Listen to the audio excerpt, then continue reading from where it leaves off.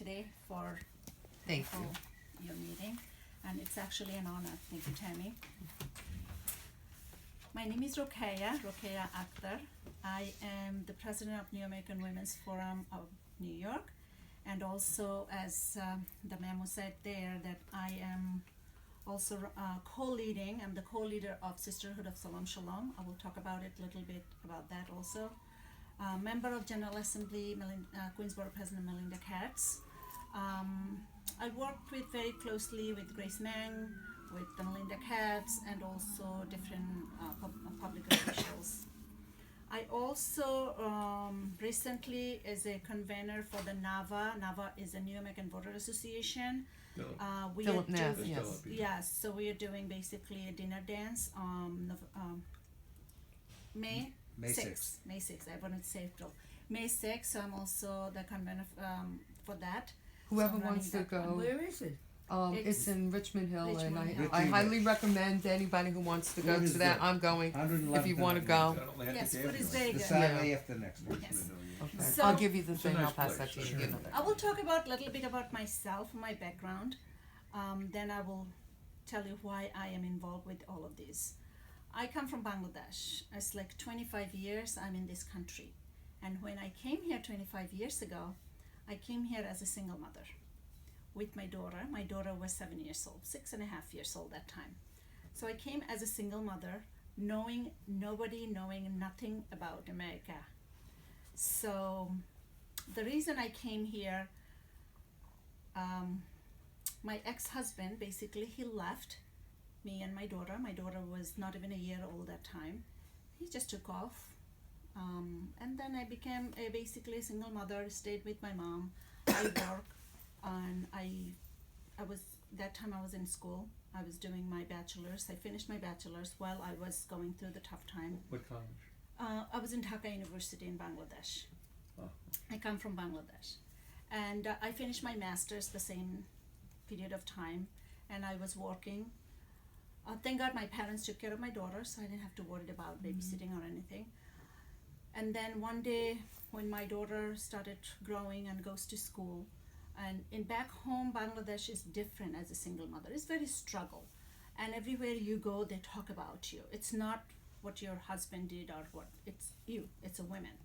So it's basically more than me, it was bothering me when my daughter was growing, because I don't want it, people were saying it, like, oh, poor girl doesn't have a father. So always, like, it hits me, like everybody's talking about she doesn't have a father. No matter what I'm doing, I'm working hard to raise her, it's not enough. So one day I was working in that time Oxfam UK. I don't know if you know that. Oxfam UK is an organization, basically charitable organization. They do fund different country, third world country. I was working there, and my boss was Mark Goldrin, as British guy. So one day I went to him. I said, listen, Mark, I know I have a vacation coming up, but more than vacation, I want to go to America. He goes like, why you want to go to America? So then I explained it to him, that my situation, and all this time I worked there, I never mentioned about my personal life to them. I never even talked, so they didn't even know what I was going through. And then I explained it to him, like, basically I want to go to America, not as a visitor. I want to go there and I want to stay there, because I cannot raise my daughter in this environment. I feel like she was emotionally, mentally getting depressed. Everywhere I go, like, even though over there back home, you go to school, what is your father's name? Mother doesn't exist there. What is your father's name? So my daughter looked at me. So those things were really bothering me. Excuse me. So then I told Mark and that I want to go to America, because I know a lot of people are going to America, so I want to go. So he said to me, go write a recommendation letter, fill out the paper, go to the embassy, see what happens. Visa is not easy. So I go to the embassy with the letter, and the embassy, they asked me why I want to go there. So I basically say, I want to go visit your country. I want to see how it looks like, So those kind of things. Thank God I got the visa. I didn't tell anybody at home that I got the visa. I packed myself, I shopped whatever I had to do. I packed a suitcase, And day before, oh, and then my ex-husband friends lives in Portland, Oregon. I contacted him. Listen, I want to go. I don't know where to go. I don't know what to do. Help me. So he was kind enough. So he told me that come to Oregon. Don't go to anywhere else, and then I will guide you. That's exactly what I did. Then I got day before to take the plane. I told my family. So the family was basically wanted to kill me. My father was an army officer, retired army officer. He had a gun in his hand that he gonna kill me, basically. That how dare I am to move this, how dare.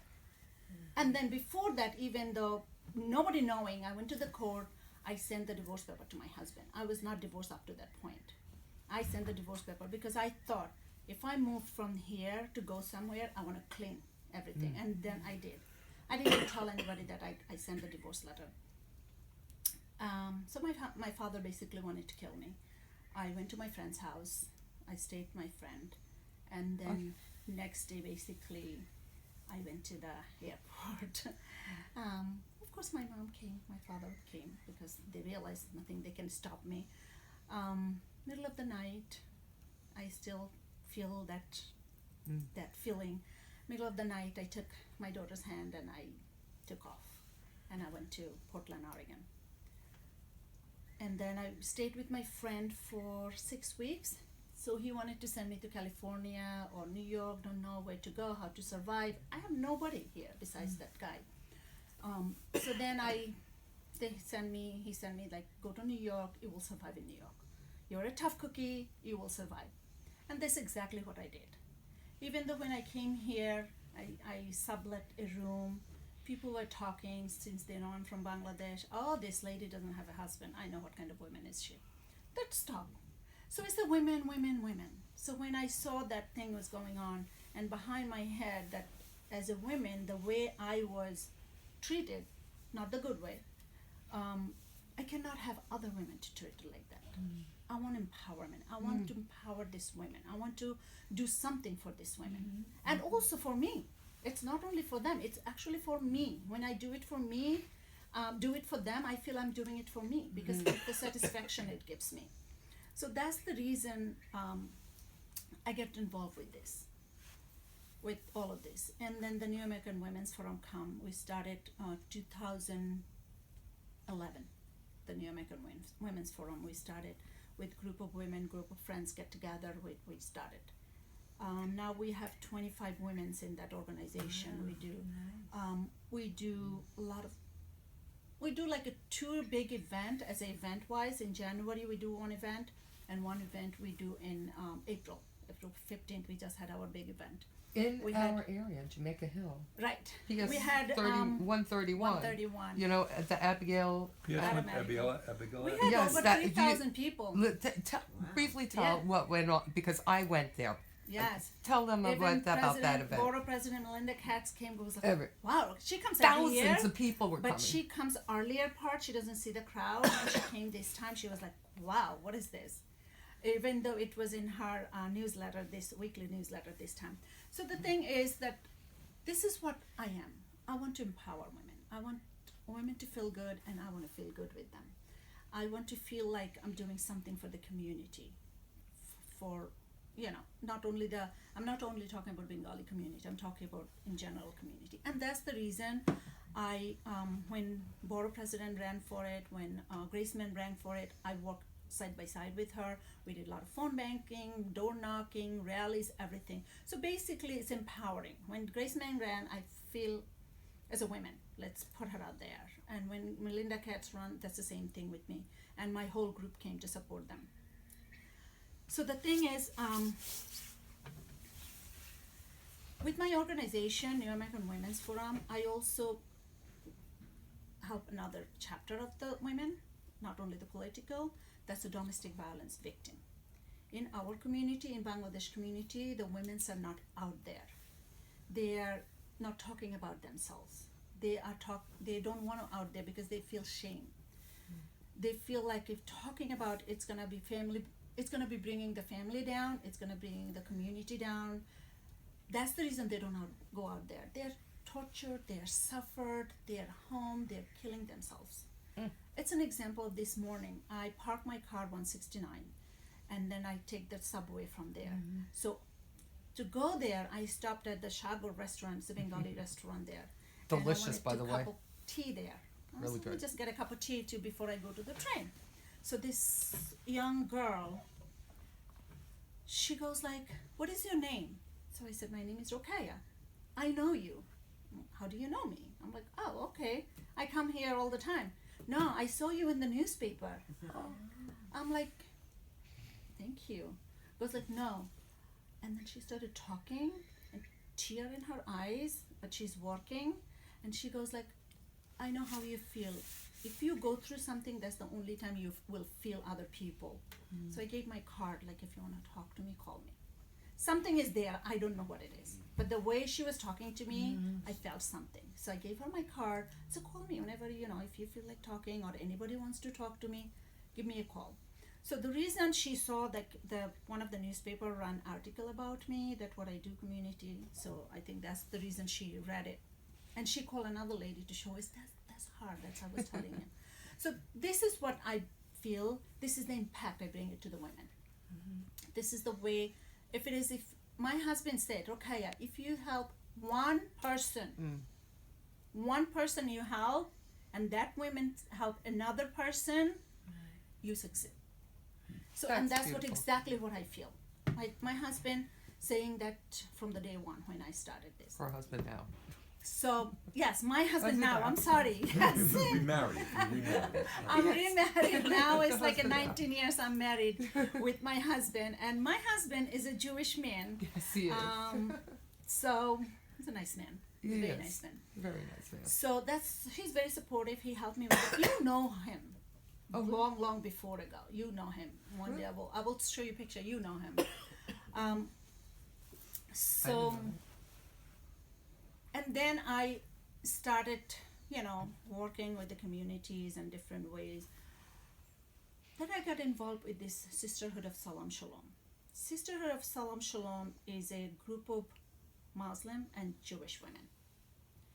It started 2010 started with the two women, one Muslim woman, one Jewish woman.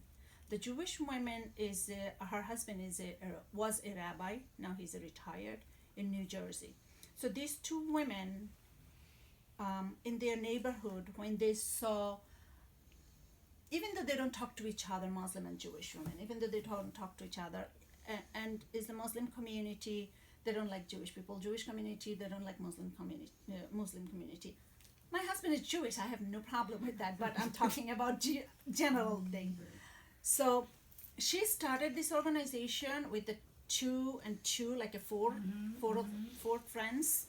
Now this organization has over 250 chapters all over the country. So one of the chapter, New York has a chapter. New York now has a second chapter, and one of the chapter that we started in Queens. I don't know if you know the Debbie Perlmutter. Her husband was a rabbi also. Do you? Maya You know Perlmutter, people. young. Yes, Maya. He said he's yes, a yes. Well, you know- Temple of Forest. Yes. So his wife and I, so we'd co-lead that chapter. Debbie's an activist, yes. Yes. So Debbie and I would co-lead this chapter. So in our chapter now we have 18 sisters, 9 sisters. So basically this sisterhood group is bring us together. It's like a building bridges among us. It's not only building bridges to each other cultures. Now we know every month we have a meeting and we talk about each other cultures, each other religions even. We pick topics every month. We talk about it. Like we had a kosher and halal food. What is the difference and similarities? And it is so amazing when I learn all this. Even though my husband is Jewish, but he doesn't have family, I never learned all these things I'm learning now. Like basically, it's a similar kosher and halal thing. It's basically the similar, except here and there, two different. And then also the prayers, the way we pray is almost, I was like shocked, like when I learn all those things. So this is the sisterhood groups we are doing. We went to 35 of us from whole group. We went to Azerbaijan. 35 women, Muslim and Jewish women. We went to Azerbaijan. It's called Building Bridges, trip to Azerbaijan, building bridges. So basically, it's all over the women from all over the country. We went. And Gotta go look it up on the map. Yeah. Where is Azerbaijan? so we went to a lot of synagogue there, old. We went to mosque, different mosques. So we learned not only the mosque, we also learned the church. We went to mountain, Kuba Mountain, to learn about the mountain Jews. We had like an all-day trip we did from the Baku, the center. We went there and we saw the memorial that from the when they were all Jews were killed and they had the memorial there. Yes, so we went there. So that is the thing that we building the bridges between us. It's not we only going and talking and having tea or coffee. We learning each other. We feel each other. So the bond between Muslim and Jewish women is so strong right now. Like different chapter is like every day I get phone call. Oh, I want to join the chapter. I want to join this chapter. So we're getting a lot of phone calls on that because they see how powerful. Last December 5th, we had a conference in Drew University, New Jersey, and there was 500 Muslim and Jewish sisters, and all day long conference. We had a lot of speakers came, a lot of people were from all over the places they came and talk about. And then one thing was end of the day, the prayer service. So the Jewish women and Muslim women side by side, they pray. We pray the Asr prayer, we call the evening prayer. We prayed side by side. That was so moving, so powerful. I couldn't even pray. I was just watching everybody. It was that powerful. So and then to the end, we finished the event that it was in a gymnasium, 500 people. We hold each other hand and we circled around. We circled. So that's the way we finished the day. That was so powerful that I felt that honestly that's something I did that it's meaningful. After that event, next day, the whole Sisterhood of Salam Shalom seminar conference was New York Times front page. And after that, it went viral. And then we also that visual we did, and also like at Christmas time, since we are Muslim and Jews, Christmas time we don't celebrate Christmas. We did of charity for that day. So Sadaka Jazaka Day we did. We went to the River Fund that in Richmond Hill, I believe, the River Fund food pantry, and we from our chapter, from Queens chapter, we adopted 4 family and we fulfilled their wish list for the Christmas. So we are not only building bridges here, we're also helping the community. We're helping the other people to bring happiness in their life. So it's not I'm only working with the Bengali because I'm from Bangladesh, with the Bengali people, helping the women. At the same time, I'm working for the community. So that's basically my view. Does this include Shiite, Sunni?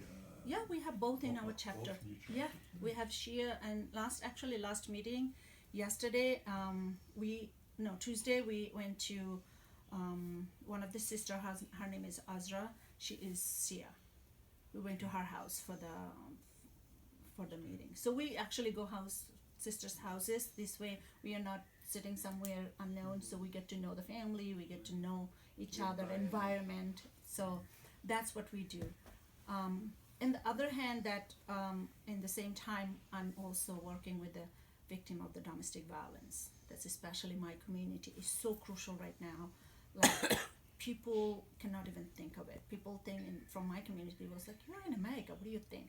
What do you mean? But over here, these women get more abuse by their husbands, by their in-laws, when they come from Bangladesh. These men grew up, not grow up here. They are here, they're working, and then they go back home to marry somebody.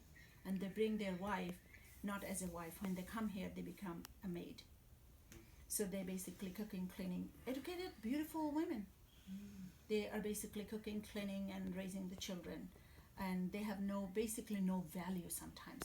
They don't have voice. They don't have power. They cannot go to work. If they go to work, either Dunkin' Donut or 7-Eleven, that money has to go to in their pocket, not in her hand. It's a lot of situation we see here, and I don't know how to overcome all of this. But if I can at least help one person, I feel like they will come out. I feel like, and don't forget, we are not like other community. We are still first generation in America as a Bengali. We are not there yet. Maybe my children will be, they will be a little bit more educated. Like, even though like I raised my daughter here, as my husband is Jewish, I'm Muslim. My daughter loved that combination because now she's 31. She used to love it, like she get to celebrate all the holidays. But right, but even though she was raised here, she been through the same thing. She been through the abuse in her life. She got married, and she got married to a Bengali guy, and then she went through the same thing, same abuse. Really? Even though that guy was here, going to school here, and we didn't know that it's gonna be his mentality still back home or wherever it comes from. And my daughter went through the same thing. And this is I'm the one, I'm fighting for it, and then I'm the one also suffering the same time.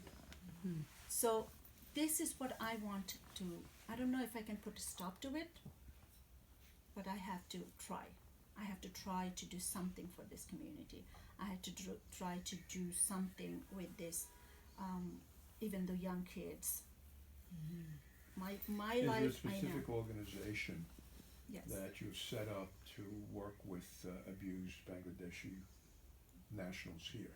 Is there a Bangladeshi, or it's just individual you go around to speak to each one? Right, I do. I speak to each one and then I guide them. I also work with Mayor's Office. Mayor's Office Combat of Domestic Violence Center. I work with Marissa. She's very helpful. I have also the Queensborough president. So I work with the different organization. I work with the SACS, the South Asian community also. So I do have a couple of different channels. I don't help personally, like with the money or anything, but I guide them through. Sometimes they just need to talk to me. Right. That's all I do. So like I had one woman, it's 23 years old. Her sister called me from Bronx that her sister lives in Brooklyn, and her sister's husband was an ex-army or something, Bengali guy. Went to Bangladesh 3 years ago, got married, brought the wife a year ago. Right away she was pregnant, but abuse was every single day, even though she was pregnant. She gave birth 7 months because of the kicking and pushing and shoving. Trauma. And then from the hospital, finally she actually called the cop that day when she was pushed and shoved in 7 months. Finally she called the cop, and then husband left, and now he has nothing to do with the wife and the kids. So every single day I'm talking to her and over the phone, giving her like just, keep yourself calm, let the baby comes, and then, you think, I know, how can you tell 23 years old, came from Bangladesh, no, she doesn't know anything, that let your husband go. You can't say that, and I can't say that. She has to make that decision. So this is the thing, like a support. Sometimes it's moral support, mental support, they need it. And that's basically, I try to give it to them. And then I hand it to the organization, they can help them with the finding a place and like that. So this kind of thing I try to do. This is like what my goal is, to help the people. And I don't know, I think all of you know that this gentleman was killed in Bronx. Oh, And they might not know. landlord killed him. Yeah, like a So month or two in ago. Bronx is in February around 22nd or 23rd. This Bangladeshi guy was killed in front of his 11 years old child. He was stabbed to death by his landlord because he was not paying rent. I don't know what was behind it, but he was killed. He was stabbed like around 22 times. He was killed. Richie, you know that Jackie Khan? I don't know if you know Jackie. Yeah, I'm familiar with the incident Yeah. you talked about. There have been Right. some ongoing things with Yeah. this, something wrong with this landlord. Yeah, so basically, honestly, I don't care what was the behind it. Right. But this wife and now 3 children is in a shelter in Manhattan. So the 14 years old girl, 11 years old boy, and I believe 8 years old boy, and the mother. So mother is basically all of them as traumatized right now. Right. Yeah, They just came home from the library, and then mother and 2 kids went inside, and the boy stayed behind with the father. That's the time it happened. So it happened in front of the son. Yeah, right. So Not right. no, Okay. right. So it's they're traumatized. So now we are trying to. A couple of us who are trying to like. Everybody's trying to help them. Everybody. So now her first concern is to get an apartment. So we are trying to find her an apartment, and the Section 8 apartment. Finding Very a home, difficult. it's not easy to get them either. So my bottom line is I'm just trying to help people. That's my Oh, mention- vision. That's what I want to do for the people. mention- Why don't you come to my office? Okay. Yeah, so actually, see, good thing you came. Yeah, she probably could help you on something Finding a like that. house, I'm so glad apartment. that you came here. Also, We mention, need it desperately. Yeah, because we could hook you up with people Okay. that may be able to get an apartment for her. Okay, Wow. we're like I have like a Queens 2 City. realtor. They're looking the apartment now, Yeah. and we went to Leticia James' office 2 weeks ago. We talked about it. They wanted to talk about the community, so we talked about because they're gonna kick her out from the shelter because after certain time. Yeah, But she they're said in she's the going to shelter. extend it. She will extend it for her till we find her an apartment. But the house that she was living, all her belongings are there. That has to come out within this month. So where's she gonna put all this stuff now? So I have a friend, actually, Debbie's friend from our sisterhood group, Lois, offered the storage for free.